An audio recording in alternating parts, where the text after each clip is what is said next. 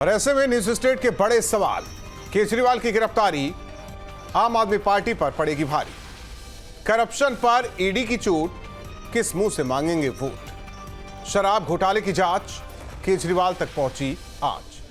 भ्रष्टाचारियों का हाथ, केजरीवाल को विपक्ष का साथ। ईडी कार्रवाई पर बवाल, गिरफ्तारी की टाइमिंग पर सवाल। और हमारे साथ मेहमान जुड़े हैं, सबसे पहले परिचय करा दें। डॉक्टर अवधेश उपाध्याय जी, बीजेपी नेता। इसके अलावा संजीव कौशिक जी, राजनीतिक विश्लेषक हैं, हमारे साथ जुड़े हैं। आप दोनों मेहमानों का स्वागत है। डॉक्टर अवधेश उपाध्याय जी, सवाल लगातार उठाया जा रहा है टाइमिंग को लेकर। सवाल ईडी, सीबीआई, आईटी को टूल किट के तौर पर इस्तेमाल करने को लेकर। सवाल यह भी कि लोकसभा चुनाव में बीजेपी हारने वाली थी, इसलिए ये सब कुछ हो रहा है। देखिए राहुल जी, 1989 में एक फिल्म आई थी, जैसी करनी वैसी भरनी। उसका एक गाना भी याद होगा आपको कि जो बोएगा वही पाएगा और जो किया है वो आगे आएगा। तो देखिए, जो जैसा कर्म करता है उसका जो फल है वो इसी जन्म में मिलना है, ये इंसान भूल जाता है। जिस तरह से 2021 में नवंबर में शराब नीति लाई गई केजरीवाल सरकार द्वारा, और वो भी आनन फानन में पूरी तरह से, ना तो किसी से पूछा उन्होंने कि ये नीति लानी सही है कि गलत है, ना ही किसी कैबिनेट की मंजूरी मिली उसको, शराब नीति को, ना किसी अधिकारी की मंजूरी मिली उसको। इन्होंने एकदम वो शराब नीति बना दी। 2022 में उसकी शिकायत की, जो इनके सेक्रेटरी थे पहले, चीफ सेक्रेटरी, उन्होंने शिकायत की। उसके आधार पर सीबीआई जांच शुरू हुई, और सीबीआई जांच शुरू होने के बाद तुरंत वो शराब नीति वापस ले ली जाती है 30 जुलाई 2022 को। अगर शराब नीति इतनी अच्छी थी तो वापस क्यों ली गई? दूसरी बात, अरविंद केजरीवाल जी जब ये लेकर आए थे नई शराब नीति, जब इन्होंने बनाई थी, तब इन्होंने खुद कहा था कि ये जो शराब नीति है, इससे दिल्ली का जो रेवेन्यू है वो बढ़ेगा, और जो बढ़ेगा तो उससे दिल्ली का विकास होगा। भैया, दिल्ली का तो विकास हुआ ही नहीं, रेवेन्यू बढ़ा ही नहीं, बल्कि 144.36 करोड़ का उसमें घाटे में चला गया पूरा राजस्व दिल्ली का। दूसरी बात, अब जितने भी आरोपी हैं इसमें शराब घोटाले में, सभी जो है नाम ले रहे हैं। तथ्यों के आधार पर, सबूतों के आधार पर संवैधानिक एजेंसियां कार्रवाई कर रही हैं। भाई, दिक्कत किस चीज की है? बार बार ये कह रहे हैं, मैं कल से देख रहा हूं कि बीजेपी करवा रही है जी, बीजेपी। ठीक है, दिक्कत पूछ लेते हैं, सीबीआई है, दिक्कत पूछ लेते हैं। कांग्रेस प्रवक्ता अजय वर्मा जी हमारे साथ है, जुड़े हैं बीच चर्चा में। अजय वर्मा जी, दिक्कत किस बात को लेकर है? बीजेपी के नेता सवाल कर रहे हैं। देखिए राहुल जी, दिक्कत हमें यह है कि आप हमारे नेता राहुल गांधी ने जो ट्वीट किया उससे पूरी दिक्कत समझ जाएंगे। अभी मेरे भाई बड़ी अच्छी बात कर रहे थे कि पूछा नहीं। अब इनसे कोई पूछते आगे पॉलिसी बनाने के लिए? भाई, मोदी जी से पूछा, उन्होंने मना कर दिया था। डरा हुआ तानाशाह देश का शासक एक मरा हुआ लोकतंत्र बनाना चाहता है। मीडिया समेत सभी संस्थाओं पर कब्जा, पार्टियों को तोड़ना, कंपनियों को हफ्ता वसूली, मुख्य विपक्षी दल का अकाउंट फ्रीज कराना, और देश में अब चुने हुए मुख्यमंत्री की गिरफ्तारी भी आम बात हो गई है। इनके जितने भी नेता हैं, अजीत पवार हो, वो दूध से धुल के वॉशिंग मशीन में आ गए हैं। इनके छगन भुजबल, शुभेंदु अधिकारी, आसाम के मुख्यमंत्री शर्मा, मैं अगर लिस्ट बनाऊंगा तो लेके ऊपर से नीचे तक पूरी बढ़ती चली जाएगी। वो मुख्यमंत्री गुजरात के थे जो जब कोरोना चल रहा था उसके पकड़े गए थे, बहुत बड़ी जांच हुई थी सीबीआई की उस घोटाले में। हम ये कहना चाहते हैं, आप कोई जांच करिए, आपको कोई सबूत हो, इंक्वायरी हो।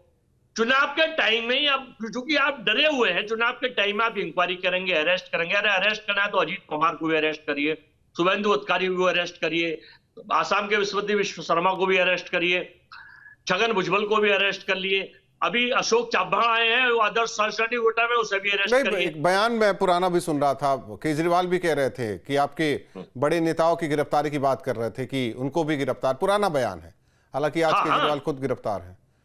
देखिए, हाल ये है राजपूत जी, राजनीति में कोई ना तो स्थायी दोस्त होता है, ना कोई स्थायी दुश्मन होता है। देश के हालात सुधारने के लिए जब सारे देशभक्त लोग तानाशाह के खिलाफ लड़ जाएंगे, तो जर्मन का भी यही हाल था कि जर्मन का तानाशाह शासक एडोल्फ हिटलर भी यही काम किया करता। नफे के साथ दिया जाता है। संजीव कौशिक जी, इसीलिए तस्वीर आई थी। कांग्रेस के नेता भी पहुंचे, वो भी सवाल उठा रहे हैं। सवाल उठाना लाजमी है क्योंकि सबको राजनीति करनी है। देखिए जनाब, हम तो सवाल सब पे उठा रहे हैं, आप पे भी सवाल उठा रहे हैं। जब आप ये बात कह रहे हैं कि भारतीय जनता पार्टी करप्शन से लड़ती हुई दिखाई दे रही है, तो हम सवाल आपसे भी पूछेंगे। तो मैंने कब कहा करप्शन से लड़ती हुई दिखाई दे रही है? मेरी बात तो सुन लीजिए, फिर पूरी बात हो जाने दीजिए। आप एक बार वो बयान भी दिखाइए कि देश के प्रधानमंत्री उंगली उठा के कहते हैं कि ये 70,000 करोड़ भ्रष्टाचारी आरोपी है, और 3 दिन के बाद में उसको उप मुख्यमंत्री बना देते हैं। आप वो बयान भी दिखाइए कि पीडीपी के अफजल गुरु को वो आतंकवादी बताते हैं, और उस आतंकवादी को जो शहीद बताती है पीडीपी, उसके साथ सरकार बताते हैं। आप वो भी बयान दिखाइए कि देश के गृह मंत्री कहते हैं बिहार में नीतीश कुमार के प्रति की सारे दरवाजे बंद हो गए हैं ऐसे भ्रष्टाचारियों के लिए, ऐसे लोगों के लिए, और दरवाजे नहीं खुलेंगे, और फिर दरवाजे वो खोल देते हैं। वो भी बयान दिखाइए आप। जब आप बयान ही दिखा रहे हैं तो केवल सिलेक्टिव बयान क्यों? ये बातें साफ कर दी ना, मैं कोई ये सिलेक्टिव बयान क्यों? मेरी पूरी बात तो वही कह रहा हूं। हमें इसे कोई एतराज नहीं। अजय वर्मा जी ने इसी चर्चा में कहा, न कोई स्थायी दोस्त न स्थायी दुश्मन। मेरी पूरी बात हो जाने दीजिए। मैं सिर्फ ये कह रहा हूं कि क्या लोकतंत्र ऐसे ही चलेगा? लोकतंत्र चलता है लोकलाज से, लेकिन देश के सर्वोच्च शिखर पर बैठा हुआ व्यक्ति यदि अपना लोकलाज त्याग दे, निर्लज्ज हो जाए, तो ऐसी स्थिति स्वाभाविक हो जाती है। हम ये कह रहे हैं कि यदि आपको कीर्तिमान स्थापित करना है तो भ्रष्टाचारियों के प्रति सबसे पहले आपको तटस्थ होना पड़ेगा। आपको दिखाना पड़ेगा कि जिसको आप भ्रष्टाचारी कर रहे हैं उसे चिमटे से भी आप छूना नहीं चाहते हैं, लेकिन वो आपके जब पाले में आते हैं तो बड़े निर्विकार भाव से आपसे स्वीकार कर लेते हैं। आम आदमी पार्टी के बारे में यदि हम बात करें, हमें कोई दिक्कत नहीं। हो सकता है कि अरविंद केजरीवाल भ्रष्टाचारी हो, उनके लिए जेल में ही जगह होनी चाहिए, लेकिन ये भ्रष्टाचार से लड़ने का तरीका है। कल आप कोर्ट गए थे, कोर्ट में क्या बातें हुई? पूरे हिंदुस्तान के लोगों ने देखा कि लगातार ईडी ये बात कहती रही कि गिरफ्तार करने की मेरी मंशा नहीं है। वो लगातार ये बात कहती रही कि इस याचिका को सुनवाई करने की जरूरत नहीं है और इसको संजीदगी से लेने की जरूरत नहीं है। बावजूद इसके कोर्ट ने कहा कि 22 मई को सुनवाई होगी इस पे, और उसके बाद आप गिरफ्तार कर लेते हैं। अरे इलेक्शन कमीशन की बात हम कर रहे हैं, जब संवैधानिक रूप से यह अधिसूचना जारी हो गई है उसके बाद आप गिरफ्तारी कर लेते हैं। किस तरह से चुनाव लड़ना चाहते हैं आप? क्या आप विपक्षी पार्टी के नेताओं को जेल में बंद करके चुनाव लड़ना चाहते हैं? कांग्रेस पार्टी के सारे खाते सीज करके चुनाव लड़ना चाहते हैं कि उसके पास पैसे ही नहीं हो आपके सामने खड़ा होने के लिए? आप विपक्षी पार्टी के उन तमाम नेताओं को जेल में बंद करके चुनाव लड़ना चाहते हैं, तो चुनाव की अहमियत क्या हो गई? आपके पास हिम्मत नहीं है साहब। आपके पास यदि इतनी हिम्मत है तो इन सारे नेताओं को। अश्विनी जी, अवधेश जी, आवाज आ रही है आपको? सुना आपने? जी राहुल जी, बिल्कुल मैंने सुना। देखिए दोनों जो है बड़े भाई के समान बैठे हमारे संजीव कौशिक जी और अजय वर्मा जी। अभी संजीव जी कह रहे थे लोकतंत्र के लोकराज की बात। मैं ये बताऊं आपको, अरविंद केजरीवाल कौन है? अरविंद केजरीवाल एक राज्य के मुख्यमंत्री हैं, ठीक है। ईडी ने उनको 9 बार उनको सम्मन भेजा, तो क्या फर्ज बनता है उनका लोकतंत्र की लाज रखने के लिए? भाई उनका फर्ज ये बनता है लोकतंत्र की लाज रखने के लिए कि उनको पहले सम्मन में ही जाना चाहिए था। अब मैं इसका एग्जांपल दे रहा हूं। नेशनल हेराल्ड केस हुआ था, 5,000 करोड़ का गबन किया था गांधी परिवार ने, उसमें ईडी की पूछताछ हुई। क्या हुआ? बाहर आए वो, बेल पर घूम रहे दोनों। अरे भाई हो सकता है अरविंद केजरीवाल जी भी आए थे बाहर। गलत, बिल्कुल गलत। कहीं ना कहीं अरविंद केजरीवाल को ये सुबह बोलो, मैं अगर ईडी में गया, मैं सवालों का जवाब नहीं दे पाऊंगा। गलत मत बोलो, झूठ मत बोलो, झूठ बोल रहे हो। कोई पैसे का लेन देन नहीं हुआ। कहां उससे गलत घोटाला हो गया? सिवाय आपकी मनगढ़ंत कहानी, आरोप लगाना, झूठ की राजनीति करना, रात को माफी मांग लेना और सुबह भी झूठ बोल देना। रोज बोलो, रोज बोलो, सुबह बोलो, शाम बोलो, कोई पैसे का लेन देन नहीं हुआ हेराल्ड में यार। झूठ बोलते हो। गमन करके बैठे हैं गांधी परिवार के अपना ज्ञान बढ़ाओ, ज्ञान पढ़ के आओ। क्या है नेशनल हेराल्ड केस नहीं है अरविंद केजरीवाल, उसे पढ़ के आइए आप। भेजो उनको। है वो 70,000 करोड़ का वो बॉन्ड का केस। सुनो, एसबीआई के ऊपर हाथ रख दिया इलेक्ट्रॉन बॉन्ड छुपाने के चक्कर में। जैसा कर्म करेगा 160 करोड़ का घोटाला है। पहले छापे लगवाते हो, फिर चंदा दो, धंधा कराते हो। दिल्ली की चंदे का धंधा बंद कर दो, ईमानदार मुख्यमंत्री, लेकिन चंदे का धंधा बंद कर दो। देश के प्रधानमंत्री छापे लगवाते हैं, लॉटरी को अलाउ कराते हैं और लॉटरी से हजारों लोग मर जाते हैं और उससे 1,400 करोड़ रुपए चंदा लेते हैं। 2014 शर्म करो, शर्म करो, संवैधानिक एजेंसी है, शर्म करो, शर्म करो। चंदा लेते हैं लॉटरी वालों से। संजू कौशिक जी, आपका कहने का मतलब क्या? लॉटरी वाले से 100 नोटिंग से लिया है जी जनाब, हमारा कहने का मतलब यही था कि देश में एक ऐसी सरकार आई है जो तमाम विपक्षी पार्टियों के ऊपर वो कॉकस लगाना चाहती है। आपको उसको आपातकाल की याद आ रही होगी फिर तो। नहीं, हम ये बात नहीं कहेंगे, हम तो दूसरी बात कह रहे हैं। आंकड़े ये बताते हैं कि एडीआर के आंकड़े को यदि आप छान के देखते हैं तो 40% से ज्यादा लोग ऐसे हैं भारतीय जनता पार्टी के सांसद जो 2014 और 2019 में जो उन्होंने हलफनामा दिया उसमें 10%, 20%, 40%, और कुछ ऐसे भी सांसद हैं दक्षिण के जिनकी आमदनी 336% उनके संपत्ति में इजाफा हुआ है। क्या इसके बारे में चर्चा नहीं करेंगे कि ये पैसे कहां से आए? जब नैतिकता की बात कर रहे हैं तो तमाम उन नैतिकताओं के बारे में बात करेंगे ना। हम इसके बारे में भी बात करेंगे कि भारतीय जनता होती है। अरे भाई साहब, मेरी बात जब आपने बोला तो कुरेदा तो सुन तो लीजिए, दर्द क्या है वो तो सुन लीजिए ना। ठीक है, अपना दर्द सुनाइए संजय कौशिक जी। आप ईडी के कार्रवाई की बात करते हैं, सदन में बैठ करके ये लोग झूठ बोलते हैं। 5000 से ज्यादा कार्रवाई की गई है ईडी के ऊपर, वो कहते हैं कि 95% इसका रेट है, कन्विक्शन रेट है। वो झूठ बोलते हैं। 95% जितने भी विपक्षी पार्टियों के ऊपर कार्रवाई की गई है उन नेताओं की संख्या या फीसदी वो 95% है। 95% नेताओं, विपक्षी नेताओं के ऊपर जो ईडी की कार्रवाई हुई है उसमें कन्विक्शन रेट 0.46% है। मतलब 1% भी नेताओं के ऊपर आपने कार्रवाई नहीं की है, केवल उनको बदनाम किया है आपने। अरे भाई, ED, election commission, CBI, income tax, कम से कम इसको तो बकस दो। सरकारें आती रहेंगी जाती रहेंगी लेकिन इनके साख को तो बकस दो। एक सवाल मेरा था संजीव कौशिक जी, बताइए। सियासत में नैतिकता होती है, मतलब नैतिकता नाम की कोई चीज है सियासी दलों में या सियासत में? तो ये सवाल यदि ईमानदारी से भारतीय जनता पार्टी को छोड़ करके तमाम राजनीतिक दलों से यदि आप पूछना चाहते हैं तो हम आपसे पूछना चाहते हैं कि भारतीय जनता पार्टी से ये सवाल क्यों नहीं पूछते? नहीं, आपसे हमारी बातचीत हो रही है, हमारे मेरा सवाल आपका जवाब। अरे साहब, हमको पता है ना कि आप भारतीय जनता पार्टी से मैं नहीं कह रहा हूं, मेरा सवाल आपसे है। मैं ना यहाँ बीजेपी की बात कर रहा हूँ, ना यहाँ मैं कांग्रेस की बात कर रहा हूँ, मैं तो सभी की बात कर रहा हूँ।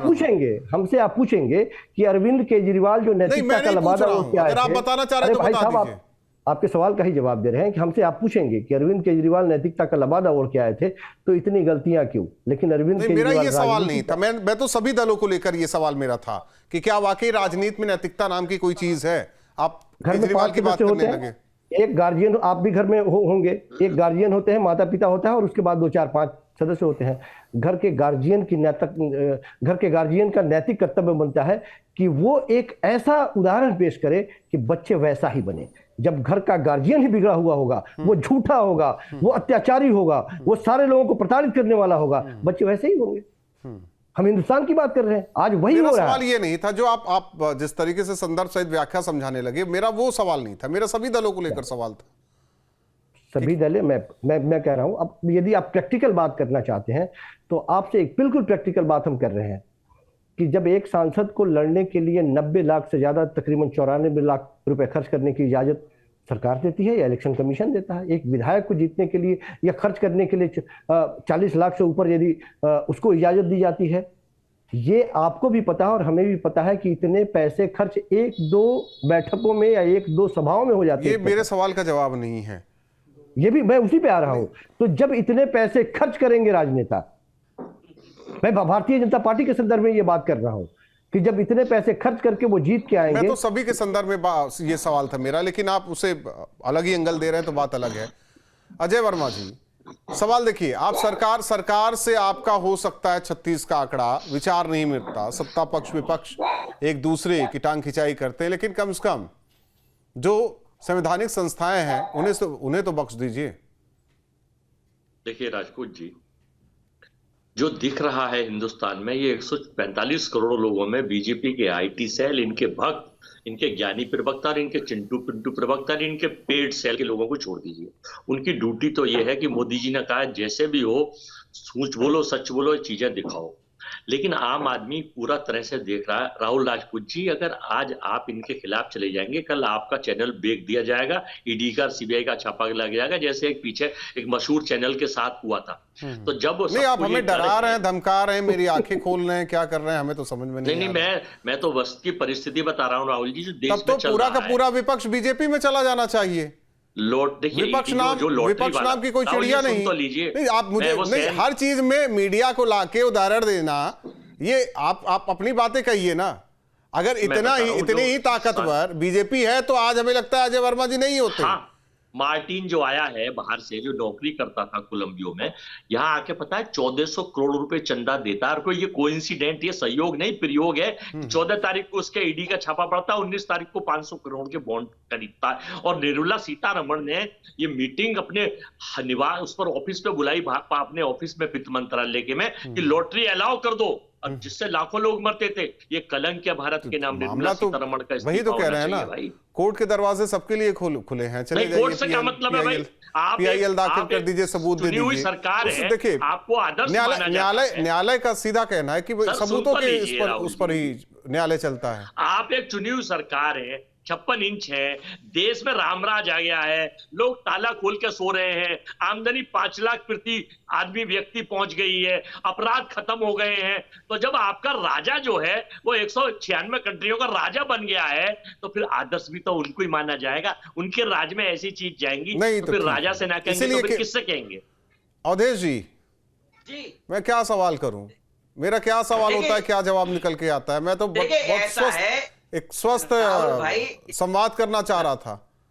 मैं बताऊं राहुल भाई, देखिए इस समय जो विपक्ष है हमारे देश का, उसके पास कोई मुद्दा नहीं है जनता के पास जाने के लिए कि मुझे वोट दे दो, ये मुद्दा है मेरे पास। आपके पास अभी मुद्दा ये है इलेक्ट्रिक बॉन्ड पे अपने लोगों को उठवाओ, विपक्षियों के खाते फ्रीज कराओ, लोगों को अरेस्ट कराओ, बलात्कारियों को बचाओ, बलात्कारी ब्रजभूषण को बचाओ, बलात्कारियों को बचाओ, पहलवान बेटियों पे अत्याचार करो, व्यापारियों को GST से मारो, लोगों को रोजगार छीन लो। अजय वर्मा जी, आपको क्या दिक्कत है? जब आपने बोला तो वो नहीं बोल रहे थे, वो बोल रहे हैं तो ना बोलिए ना बीच में। मैं वही कह रहा हूं अजय भाई से, देखिए अगर आपको ज्यादा जानकारी है तो 30A आर्टिकल है, उसे पढ़िए। उसमें साफ साफ लिखा हुआ है कि उसी के आधार पर टैक्स फ्री होता है जो फंड होता है पार्टियों का, हर पार्टी का होता है, चाहे बीजेपी हो, कांग्रेस हो या कोई पार्टी हो, पार्टी हो, उसी के अंतर्गत आता है कि जो पैसा है वो टैक्स फ्री है। मैं कहां बात कर रहा हूं अवधेश जी, आप कहां लेकर चले गए? आप बॉन्ड पे कहां चले आए? मैं इनकी बात का जवाब दे रहा हूं, उसी पे आ रहा हूं। अब ये कह रहे थे जिसके मन में चोर होगा उसी पे तो जाएगा, पानी तो गड्ढे में ही मरेगा। अकाउंट फ्रीज की बॉन्ड से जो इन्होंने लॉटरी वाले से 1400 करोड़ लिया, DLF से लिया, विपक्ष के पास जिस एक तरह बात से सुन हमारे लीजिए, देश ठीक है, एक चीज देखिए, आखिर में आप दोनों शांत रहिए। संजू कौशिक जी, एकदम सटीक जवाब, एक सटीक जवाब दीजिए, सटीक जवाब दीजिए। मैं कहता हूं ये सब कुछ गलत है। मैं कहता हूं अजय वर्मा जी जरा शांत रहिए, शांत रहिए, आप ही चिल्लाएंगे क्या डिबेट में? शांत रहिए 1 मिनट। संजू कौशिक जी, मेरा एक सटीक जवाब दे दीजिए मेरे सवाल का, क्योंकि वक्त बहुत कम है, कि इस प्रचलन की शुरुआत क्या आज हुई है या पहले हुई है, उसे फॉलो किया जा रहा? एक लाइन में। नहीं, यदि पहले से शुरुआत हुई तो क्या इसको चलने दिया जाए? जो लोग आए राजनीति में और नई प्रथा और नए तरीके से सुशीलता की राजनीति करने आए, निश्चित तौर पे उन लोगों की जिम्मेदारी बनती है। नए तरह की राजनीति करने वाले भारतीय जनता पार्टी के भी लोग थे, नए तरह की राजनीति करने वाले आम आदमी पार्टी के भी लोग थे। लेकिन जब जो लोग सिर्फ पे बैठे होते हैं, फिर मैं वही दोहरा दूं कि सबसे पहले उनको नजीर पेश करना होता है, ताकि उनको देख करके पीछे के लोग भी वैसे ही चले। चलिए, आप तीनों मेहमानों का बहुत बहुत धन्यवाद, जवाब मिल गया। जाहिर तौर पर जिस तरीके से गिरफ्तारी, विपक्ष का कहना है कि गलत है, टाइमिंग को लेकर सवाल, लोकसभा चुनाव नजदीक आ रहा है, ऐसे में अरविंद केजरीवाल की गिरफ्तारी गलत है, संवैधानिक संस्थाओं का दुरुपयोग किया जा रहा है, ये सवाल। इसका जवाब 24 के चुनाव में जनता देगी, क्योंकि जनता की अदालत में जब पार्टियां पहुंचेंगी वो अपने तरीके से जवाब देंगी। इसका इंतजार करना होगा। आरोप और प्रत्यारोप का दौर ऐसे ही चलता रहेगा।